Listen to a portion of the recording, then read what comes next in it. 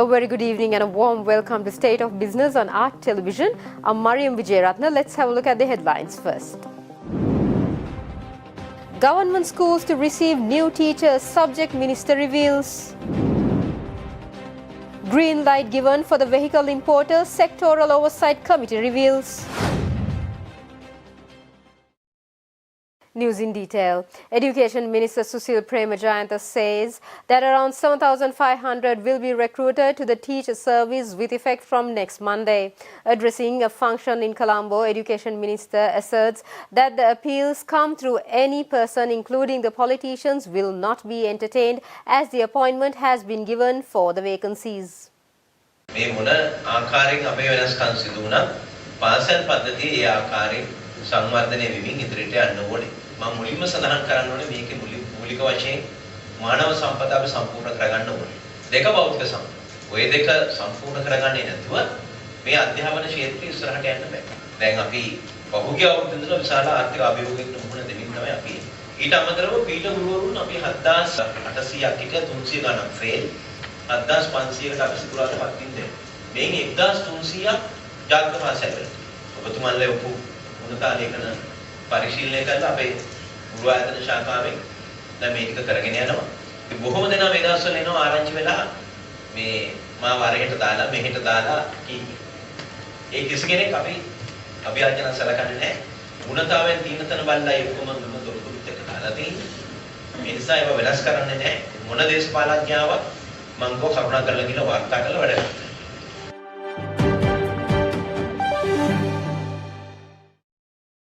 The vehicle import tax plays a major role in the government tax list as it alone stands as an amount of 20%. Accordingly, the Sectoral Oversight Committee on the National Economic and Physical Plans revealed that the restrictions on vehicle import will be relaxed soon.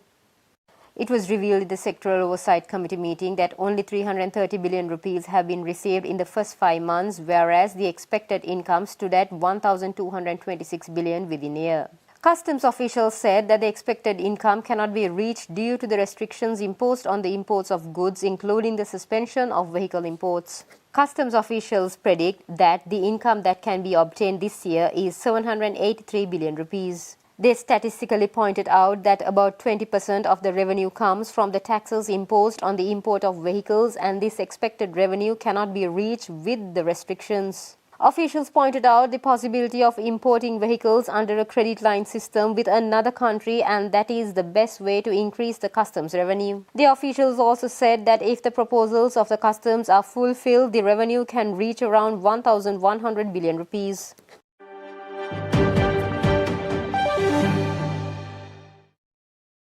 The President's Media Divisions recently denied the claims propagated in multiple media reports asserting that 7.5 million Sri Lankans were lacking adequate meals.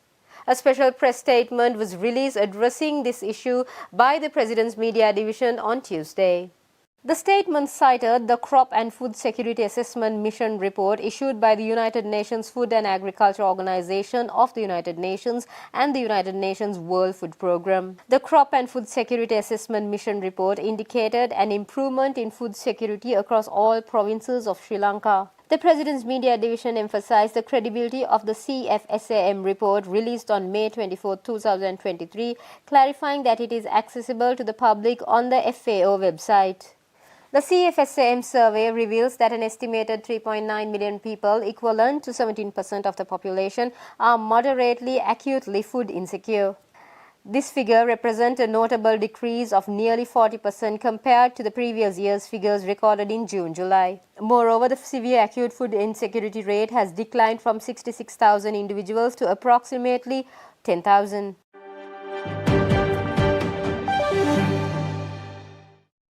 Stay tuned, we'll be right back after this short commercial break.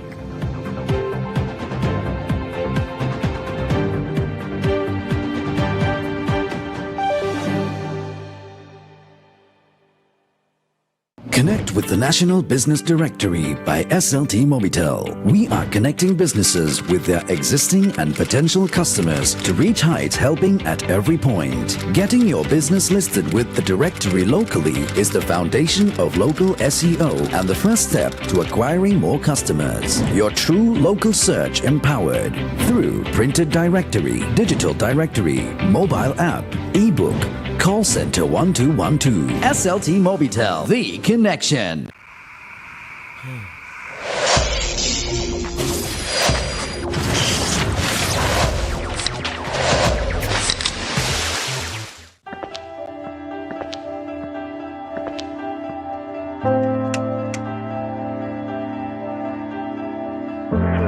Star, Seat out.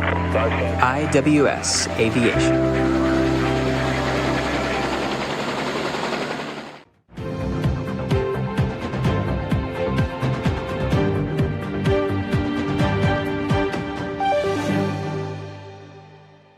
Welcome back after the break. Sri Lanka Business Council for Dubai and Northern Emirates organized BizConnect, an event held to strengthen the business relationship of Sri Lanka with the business community of the region.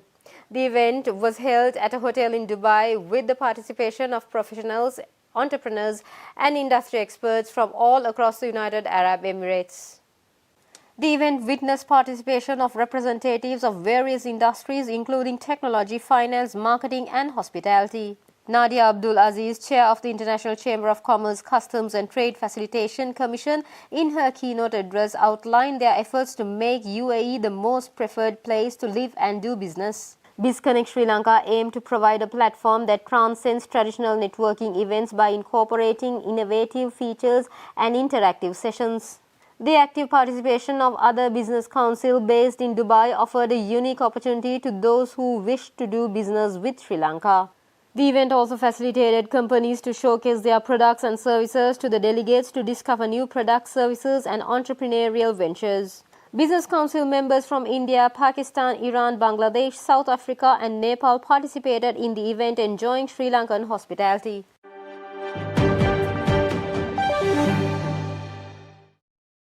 Emeritus Professor Asoka Nuguela says that popular rhetoric about palm oil consuming unsustainable amounts of water is purely propaganda, point out how the country could benefit from it. The former co-member of the Palm Oil Association of Sri Lanka said this at a press conference held in Colombo recently. චෝදනාවක් තමයි මේක වැඩිපුර ජලය භාවිතා කරනවා කියන එක. ඕක ගැන අධ්‍යයනයක් කරන්න හොඳම දේ තමයි ඔය water footprint කියන එක අධ්‍යයනය කරන එක. මොකද්ද water footprint එකක් කියන්නේ? අපි මෙතන බලන්නේ palm තෙල් ටොන් එකක් හදන්න කොච්චර වතුර ඕනේද? පොල් තෙල් ටොන් එකක් හදන්න මොකක්ද අවශ්‍ය වතුර ප්‍රමාණය? මෙතනදී ශාකයට අවශ්‍ය ප්‍රමාණය විතරක් නෙමෙයි ඒකයි වැඩ කරන මිනිස්සුන් සලකලා කර්මාන්ත ශාලාත් බලලා ඒ සම්පූර්ණ ක්‍රියාදාමයට ඒ සම්පූර්ණ වැලියු චේන් එකටම අවශ්‍ය ජල ප්‍රමාණය බැලුවොත් ඇත්ත වශයෙන්ම පාම් තෙල් වලට යන වතුර ප්‍රමාණය අඩුයි. ඇත්ත වශයෙන්ම දැන් අපි දන්නවා ප්‍රායෝගිකව ඕක කොච්චර න්‍යායාත්මක කිව්වත් වතුර හින්දෙනවා කියලා අපි කවුරුත් දැකලා තියෙනවද පාම් තෙල් නිසා මේ ලංකාවේ හෝ ලෝකේ කොහෙවත් වතුර නැති වෙලා තියෙනවා? එහෙම දෙයක් නැහැ. ඒක මිත්‍යාවක්. දැන් මෙතනදී පෙන්වේ මේ පාම් ඔයිල් නිසා වෙන රටවල් උපයාගෙන තියෙන ජයග්‍රහණ. ඉන්දුනීසියාව මේ මහත්මයා පැහැදිලිව කිව්වා චීනයේ දරිද්‍රතාවය නැති වුණා. කර්මාන්තකරණය වගේ වෙනත් ඉන්ඩස්ට්‍රීස් ඇත්ත වශයෙන්ම මැලේසියාව සහ ඉන්දුනීසියාව ඒ රටවල් වල දරිද්‍රතාවය තුරන් කිරීමට ප්‍රධාන වශයෙන්ම හේතු වුණේ මේ පාම් ඔයිල් භෝගය. ඇත්ත වශයෙන්ම ඒ රටවල් වලට ලෝක බැංකුවෙන් ආධාර දුන්නා. ඒ රටවල් වල දරිද්‍රතාවය නැතිකරන්න පාම් ඔයිල් වගාව ව්‍යාප්ත කරන්න. අපිටත් ඒ වගේ ඔපචුනිටිස් තියෙනවා. නමුත් අපි ඒවා ප්‍රයෝජනට ගන්නේ නැහැ. ඉන්දියාව ලෝකේ මං හිතන්නේ වැඩිම තෙල් පරිභෝජනය එළවලු තෙල් පරිභෝජනයේ තියෙන රටක් විශාල විදේශ විනිමයක් එකට වැය කරනවා. ඒ ප්‍රශ්නය හඳුනාගෙන විදේශ විනිමය පිටරටට යන එක වළක්වා ගැනීමට මෝඩි අගමැතිතුමා විශාල ව්‍යාපෘතියක් පටන් ගන්න තියෙනවා. හෙක්ටාර් මිලියන 2ක් පාම් ඔයිල් ඒ රටේ වගා කරන්න. ඒක තමයි යා යුතු මග. The Emeritus Professor further said there has been powerful lobbying against palm oil in Sri Lanka, which was successful in creating a bad in minds of people and politicians, ultimately leading to it being banned. palm oil is grown all over the world and there are no adverse environmental impacts. And even in Sri Lanka, it had been grown for more than 50 years and we haven't seen any negative impacts on the environment. And then we all know that it's a crop that could benefit the country economically. With all those positives, the government has banned it. Why?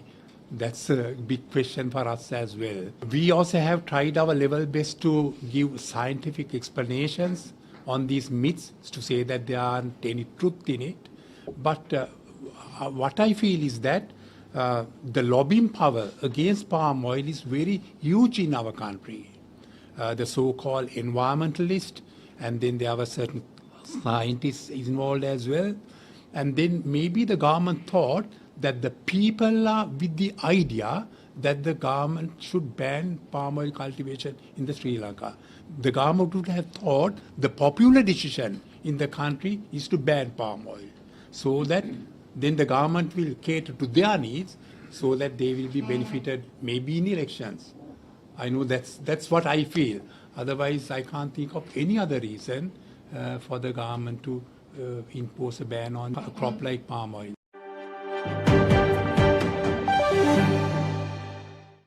Stay tuned for the stock updates.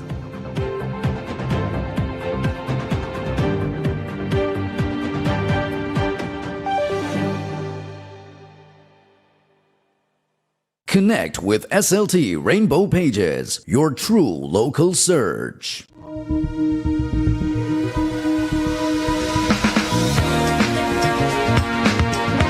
Welcome back after the break. Trading at Colombo Stock Exchange ended on a positive note today. Trading at Colombo Stock Exchange ended on positive notes today. The all-share price index gained 62.79 points to close at 9,279.28 and the S&P SL 20 gained 7.61 points to close at 2,642.42. The turnover was 2.8 billion rupee and over 97 million shares were traded. Up next are Forex rates.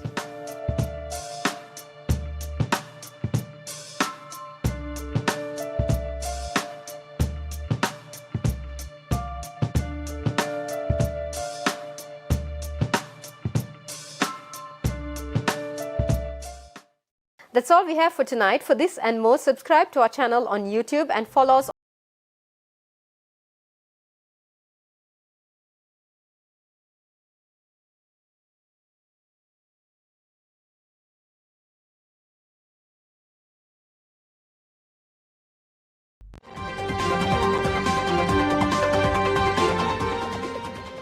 State of Business was sponsored by Star, see that out. IWS Aviation.